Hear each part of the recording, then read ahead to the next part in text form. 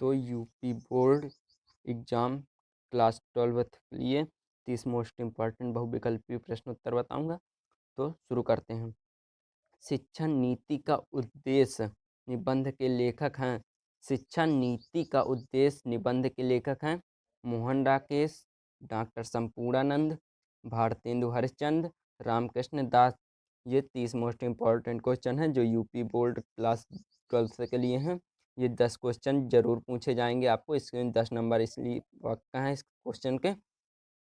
तो शिक्षक का उद्देश्य निबंध के लेखक हैं, तो इसका राइट आंसर डॉक्टर संपूर्णानंद हो जाएगा। सेकंड नंबर इसका राइट आंसर हो जाएगा, ये आपको याद रखना है। इसके बाद आता है नंबर क्वेश्चन आंसर। ब्राह्मण पत्रिका के संपादक थे, ब्राह्मण पत्रिका के संपादक थे बालकृष्ण भट्ट, रामचंद्र शुक्ल, प्रेमचंद्र, पंडित राम प्रताप नारायण मिश्र। तो ब्राह्मण पत्रिका के संपादक थे पंडित प्रताप नारायण मिश्र, ये आपको याद रखना है। तो इसका राइट आंसर चौथा नंबर पंडित प्रताप नारायण मिश्र हो जाएगा। तो ब्राह्मण पत्रिका के संपादक कौन थे? तो पंडित प्रताप नारायण मिश्र थे, ये आपको याद रखना है। इसके बाद आता है number question answer. Dinkar ji को ज्ञानपीठ पुरस्कार मिला, दिनकर जी को ज्ञानपीठ पुरस्कार मिला वर्ष 1972 में, वर्ष 1971 में, वर्ष 1983 में, वर्ष 1973 में। तो दिनकर जी को ज्ञानपीठ पुरस्कार कब मिला? तो वर्ष 1972 ईस्वी में, ये आपको याद रखना है। तो दिनकर जी को ज्ञानपीठ पुरस्कार कब मिला? वर्ष 1972 में, आपको याद रखना है। इसके बाद आता है राम भक्ति शाखा के कवि नहीं हैं। इसमें से आपको ये ढूंढना है कि राम भक्ति शाखा के कवि नहीं हैं। तो आप ये गलती मत कीजिएगा कि तुलसीदास लगा दें, तो राम भक्ति शाखा के कवि नहीं हैं। तो इसका राइट आंसर चतुर्भुज दास हो जाएगा। तो राम भक्ति शाखा के कवि नहीं है, तो चतुर्भुज दास राम भक्ति शाखा के कवि नहीं है, ये आपको याद रखना है। इसके बाद आता है तार सप्तक के प्रवर्तक कहाँ हैं? तार सप्तक के प्रवर्तक हैं, या फिर इस प्रकार से पूछ सकता है तार सप्तक के प्रवर्तक कौन है? तो दिनकर, अज्ञेय, या निराला, या पंत। तो तार सप्तक के प्रवर्तक अज्ञेय हैं, ये आपको याद रखना है। इसका तीसरा नंबर राइट आंसर हो जाएगा, क्योंकि तार सप्तक के प्रवर्तक अज्ञेय जी हैं, ये आपको याद रखना है। इसके बाद आता है पृथ्वी रासो, पृथ्वीराज रासो के रचनाकार हैं, पृथ्वीराज रासो के रचनाकार हैं। एक नंबर चंदबरदाई, फिर आता है नाभादास, अज्ञेय, या रामचंद्र शुक्ल। तो पृथ्वीराज रासो के रचनाकार, इसका राइट आंसर चंदबरदाई हो जाएगा, ये आपको याद रखना है। 4 नंबर का 1 नंबर आंसर हो जाएगा। पृथ्वीराज रासो के रचनाकार चंदबरदाई हैं। फिर आता है रामधारी सिंह दिनकर द्वारा रचित ग्रंथ है, रामधारी सिंह दिनकर द्वारा रचित ग्रंथ है धूप के धान, चित्राधार, हुंकार, या पल्लव। तो रामधारी सिंह दिनकर द्वारा रचित ग्रंथ कौन सा है? हुंकार। तो हुंकार रामधारी सिंह दिनकर द्वारा रचित ग्रंथ है, ये आपको याद रखना है। फिर आता है नदी के द्वीप के रचनाकार हैं, नदी के द्वीप के रचनाकार कौन है? निराला, मुक्तिबोध, अज्ञेय, या नाभादास। तो नदी के द्वीप के रचनाकार कौन है? तो अज्ञेय है, ये आपको याद रखना है कि नदी के द्वीप के रचनाकार कौन है? तो अज्ञेय है, ये आपको याद रखना है। इसके बाद आता है क्वेश्चन आंसर। फिर परीक्षा गुरु किस विधा की रचना है? ये सारे क्वेश्चन प्रीवियस ईयर में पूछे जाने वाले क्वेश्चन हैं जो 10 सालों से लगातार आ रहे हैं, तो इसलिए मैं इनकी वीडियो बना दी। अगर आप इनको याद कर लेते हैं तो आपके 10 नंबर पक्का हो जाएंगे। तो परीक्षा गुरु किस विधा की रचना है? उपन्यास, नाटक, जीवनी, निबंध। तो परीक्षा गुरु उपन्यास विधा की रचना है, इसका 1 नंबर सही हो जाएगा, राइट आंसर है। परीक्षा गुरु किस विधा की रचना है? तो परीक्षा गुरु उपन्यास विधा की रचना है।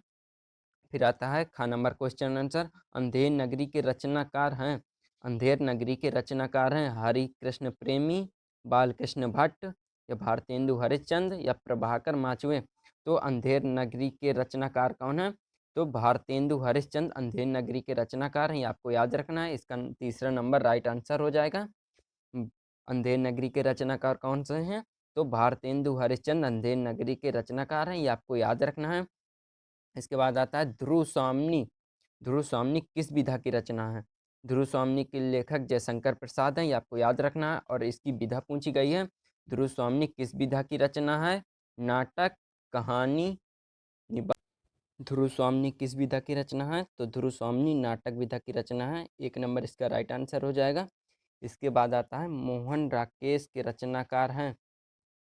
मोहन राकेश के रचनाकार हैं द्विवेदी युग के। मोहन राकेश रचनाकार हैं द्विवेदी युग के, शुक्लोत्तर युग के, शुक्ल युग के या भारतेंदु युग के। तो इसका आपको राइट आंसर बताना है। तो मोहन राकेश शुक्लोत्तर युग के रचनाकार हैं, ये आपको याद रखना है कि मोहन राकेश शुक्लोत्तर युग के रचनाकार हैं। फिर आता है जयशंकर प्रसाद का नाटक है।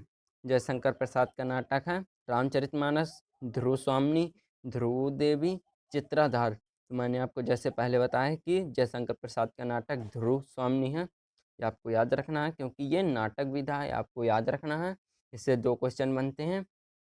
फिर आता है अशोक के फूल किस विधा की रचना है? निबंध, कहानी, आलोचना, नाटक। अशोक के फूल किस विधा की रचना है? निबंध, कहानी, आलोचना या नाटक। तो इसका राइट आंसर निबंध विधा की रचना है। तो अशोक के फूल निबंध विधा की रचना है, आपको ये याद रखना है। फिर आता है 6 नंबर क्वेश्चन आंसर। गुनाहों के देवता के लेखक हैं। गुनाहों के देवता के लेखक कौन हैं? तो आपको बताना है जयशंकर प्रसाद, महादेवी वर्मा, धर्मवीर भारती या भारतेंदु हरिश्चंद्र। तो गुनाहों के देवता के लेखक कौन है? तो इसका right answer Dharamvir Bharati, 3 number इसका राइट आंसर हो जाएगा। धर्मवीर भारती गुनाहों के देवता के लेखक हैं। इसके बाद आता है पथ के साथी विधा की पुस्तक है। पथ के साथी की विधा कौन सी है? जीवनी, आत्मकथा या संस्मरण या छाया चित्र। तो इसका राइट आंसर संस्मरण हो जाएगा। 3 नंबर पथ के साथी संस्मरण विधा की रचना है। संस्मरण पथ के साथी विधा की पुस्तक है, आपको याद रखना है। इसके बाद आता है अगला क्वेश्चन। तो मैंने काखा नंबर डालकर ये प्रश्न सारे लिखे हुए हैं। तो इसके बाद ये यूपी बोर्ड क्लास 12th के लिए हैं, जो 24 तारीख को एग्जाम है इसका हिंदी का। तो आपको याद रखना कि नमक का दरोगा के कहानीकार हैं।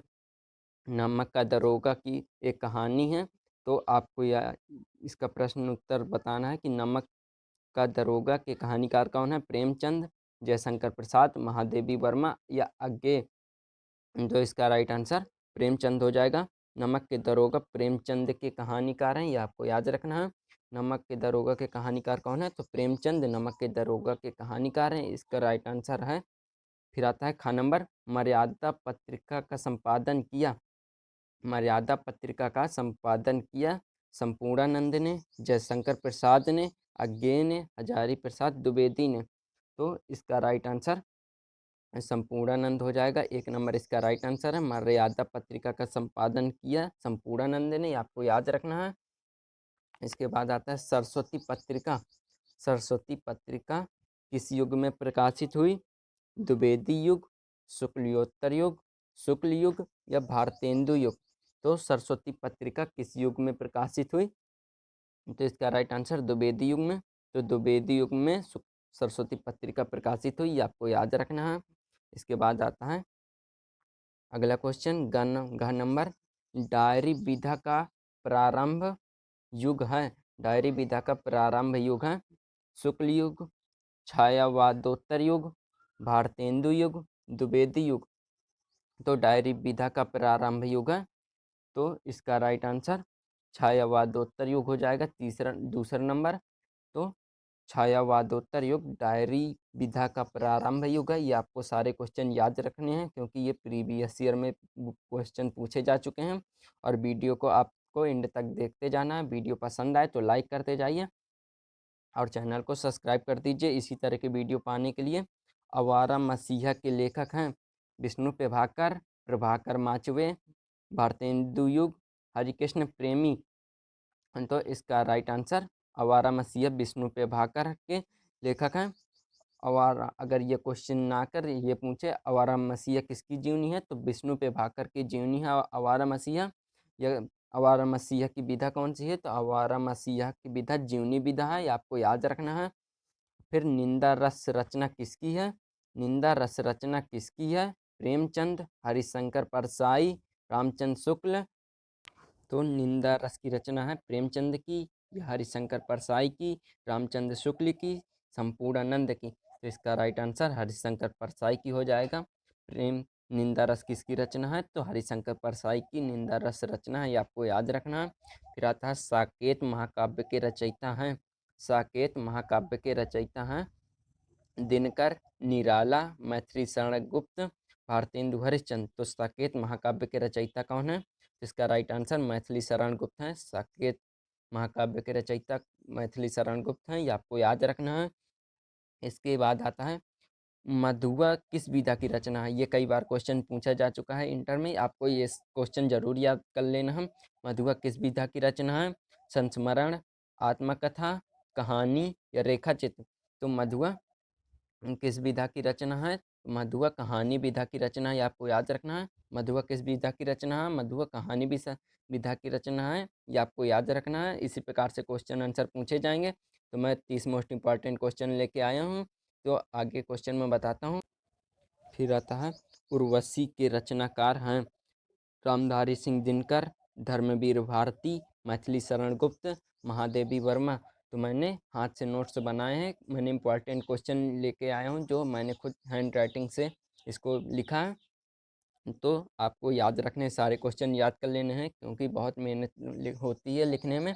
तो उर्वशी के रचनाकार कौन है? रामधारी सिंह दिनकर, धर्मवीर भारती या मैथिली शरण गुप्त, महादेवी वर्मा। तो इसका राइट आंसर रामधारी सिंह दिनकर हो जाएगा।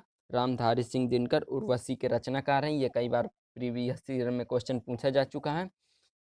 इंटर में ये कई बार क्वेश्चन पूछा जाता है। फिर आता है ख नंबर क्वेश्चन आंसर, कमायनी महाकाव्य में सर्गों की संख्या है। कमायनी महाकाव्य में सर्गों की संख्या है 14, 15, 7 या 16।